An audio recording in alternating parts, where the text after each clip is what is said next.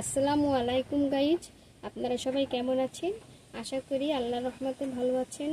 আমিও আলহামদুলিল্লাহ আপনাদের দোয়ায় অনেক অনেক বেশি ভালো আছি। তো প্রতিবারের মতো আবারও একটি নতুন ভিডিও নিয়ে আপনাদের মাঝে হাজির হয়েছি। তো আজকের ভিডিওতে কি থাকছে দেখতে থাকুন। প্রথমে আমি একটি কড়াই চুলোর উপরে বসিয়ে দিয়েছি। কড়াইতে পরিমাণ মতো সয়াবিন তেল দিয়ে দেব।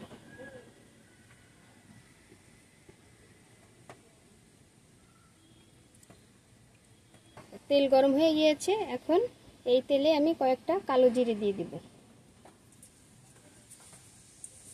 আজ আমি তৈরি করব অসময়ে মূলা ভাজি। তো মূলা ভাজিটা আমি কিভাবে তৈরি করি আপনারা দেখতে থাকুন।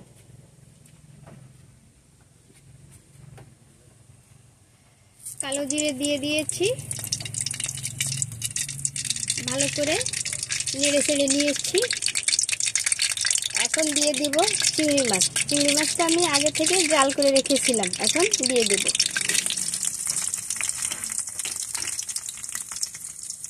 চিংড়ি মাছগুলো ভালো করে নেড়ে চেড়ে ভেজে নেব।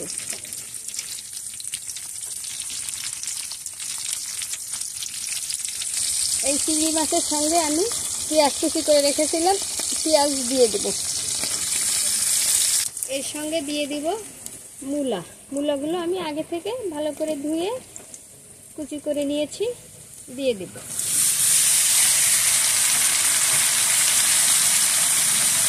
অসময়ে মূলা ভাজি খেতে খুব স্বাদ লাগবে।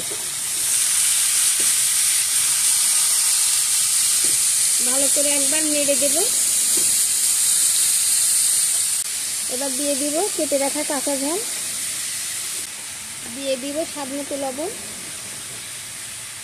পরিমাণ মতো হলুদের গুঁড়া দিয়ে দিব। এবার ভালো করে নেড়ে চেড়ে দেব।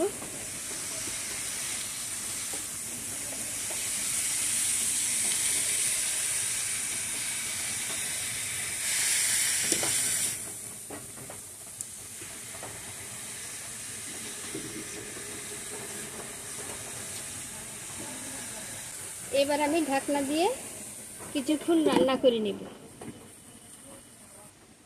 এবার আমি ঢাকনাটা নামিয়ে নেব। ভালো করে উল্টিয়ে পাল্টিয়ে নেড়ে চেড়ে দেব।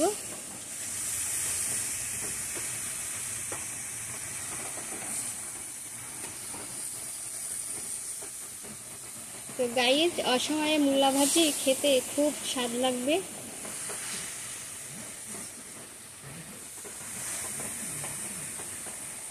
আবার ঢেকে দেব।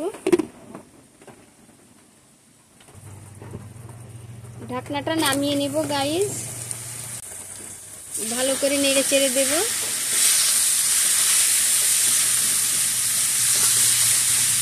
কড়াইতে যাতে লেগে না যায়।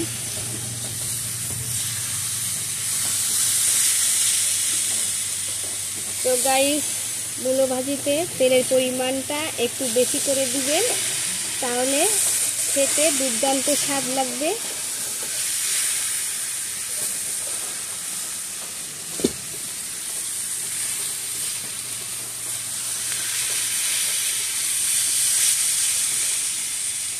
এভাবে আমি কিছুক্ষণ রান্না করে নেব। তো গাইজ, হয়ে গিয়েছে আমার চিংড়ি মাছ দিয়ে মূলা ভাজি। বাইরে বৃষ্টি হচ্ছে গাইজ, একটু শব্দ হচ্ছে, ক্ষমার দৃষ্টিতে দেখবেন। আমার এই ভিডিওটি যদি আপনাদের ভালো লেগে থাকে তাহলে লাইক, শেয়ার, কমেন্ট করবেন এবং সাবস্ক্রাইব করবেন, পাশে থাকবেন। আবার ফিরে আসবো নতুন কোনো ভিডিও নিয়ে।